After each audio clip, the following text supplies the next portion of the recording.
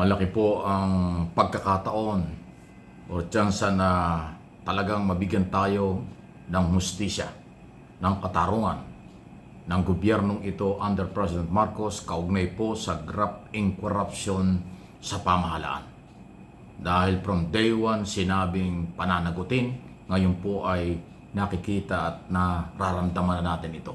Dahil may mga kinasuhan na, may mga may warrant of arrest at naaresto na, at marami pang susunod. Kaya lang napapansin natin na mukhang magkakasabay-sabay ito. Baka mangyari weekly, may warrant of arrest at padami ng padami ang aarestuhin. So magiging full-time talaga ang ating PNP at NBI. Ito ang priority.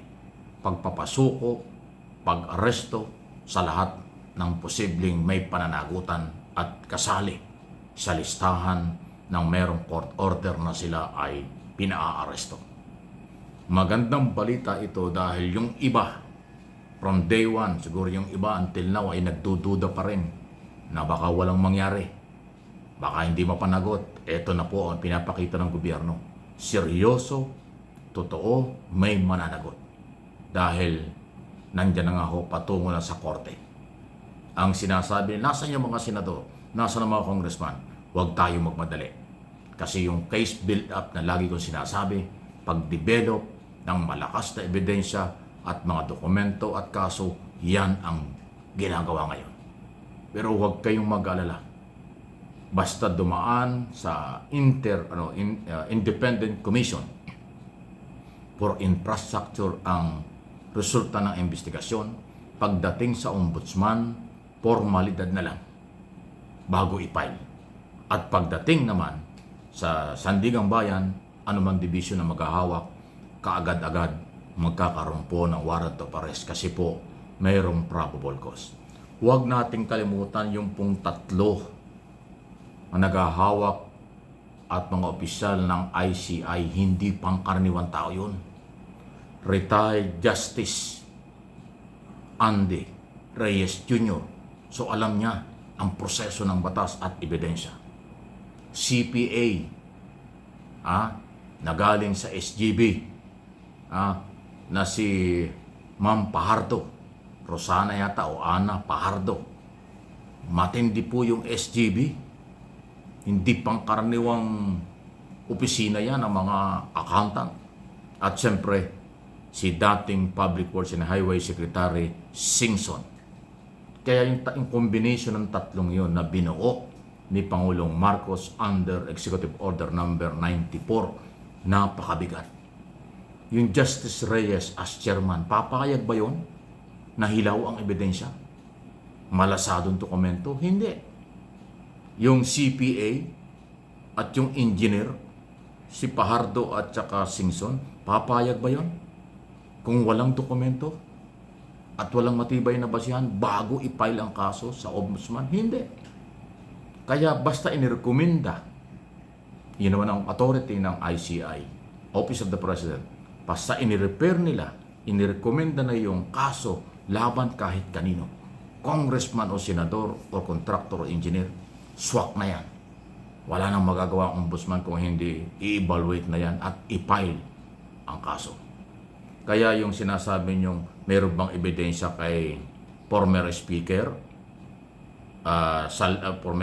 Romualdez at former Senate President Escudero, Villanueva, Bong Revilla, Jingo Estrada, maniwala kayo.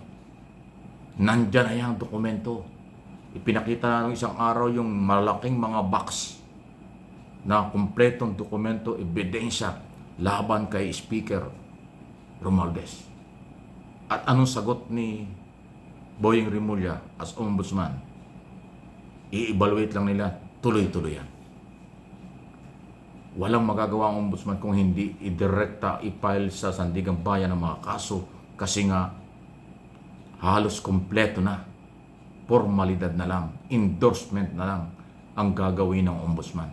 Malaking tulong sa Office of the Ombudsman ang DOJ at ICI. Dahil kung lahat ay ombudsman ito, medyo matatambakan sila at matagal yan bago matapos. Pero itong nangyayari sa ombudsman, yung coordination nila, yung malalim na ugnayan ng ICI, DOJ, DPWS at saka itong ombudsman, napakabilis po ng pagkumpleto ng dokumento. Kaya maniwala kayo, anytime this week, may mga bagong ipapile na kaso. At asahan natin sunod-sunod na yan. Naumpisa na kay Saldico na politiko, tuloy-tuloy na yan. Congressman, senador at iba pa. Kaya huwag kayong mainip. May pag-asa na, may liwanag ang bukas. Maaabot kamay na natin sa darating na mga araw pagka itong mga ito ay naaresto, tiyak na makukulong kasi non-bailable offense. 2 o 3 kaso, yung iba ay maaaring bailable pero yung isa plunder case, plunder law, non-bailable po yan. Kulong sila sama-sama. Sana lahat yan sa may payatas ikulong sa Quezon City kasi yan ang isa sa pinakamalapit na kulungan sa Sandigang Bayan para hindi na mahirapan ng transfer. Walang VIP treatment. Walang dapat ikulong sa custodial center ng Campo Crame. Kasi dati mga politiko pagka kinasuhat na kulong, laging sa Campo Crame na kukulong, ay walang kadala-dala, paulit-ulit na lang eh. Nakulong dyan si Jingo Estrada, nakulong dyan si Revilla, ay ngayon sabit na naman eh. Isinasabit na naman eh, may dokumento at may ebidensya eh. Kaya dapat lahat ng politiko o kahit sino na ma-issuehan ng warrant of arrest, dapat diretso kulungan sa Quezon City Jail, Payatas Compound, dito sa Quezon City nga. Malapit lang sa Commonwealth at saka Sandigang Bayan kung saan nandun ang paglilitis na gagawin. Ayan po ang nangyari. Kaya Luzon, Visayas, Mindanao, mga Pilipino sa abroad, lahat ng Pilipino, magkaisa tayo, huwag tayong mawala ng pag-asa. Huwag kayong pa-impluensya, huwag kayong maniwala doon sa mga anti-Marcos na kung alam kung anong grupo yan, alam na ninyo, na walang tiwala, puro negative ang tingin, puro negative ang basa sa gobyerno, puro panggugol lang, puro destabilization lang, kasi ang interest nila mang-agaw ng kapangyarihan para maproteksyonan yung kanilang mga kapartido, kaalyado. Kasi yung mga kaalyado nila dyan sa Senado at kung saan man, kasama sa under investigation, nakakasuhan ng gobyerno. Kaya posible na kaya nagmamadali pero wala naman silang power, powerless. Wala silang manpower para agawin ang gobyernong ito. Yun ang kanilang target. Mag-take over, hawakan ng gobyerno, at bigyan ng proteksyon ang kakampi at paghigantihan ang administrasyong ito. Diba? Ang dilim.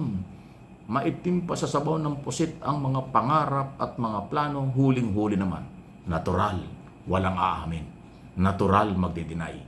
Pero sa damdamin, naramdaman, nakikita, basang-basa ng mamamayang Pilipino at ng channel na ito ang galaw ng gobyerno at galaw ng mga atat bumalik sa gobyerno. Kung sino yan, alam na po ninyo yan. Paki-like and share ng ating mga topic.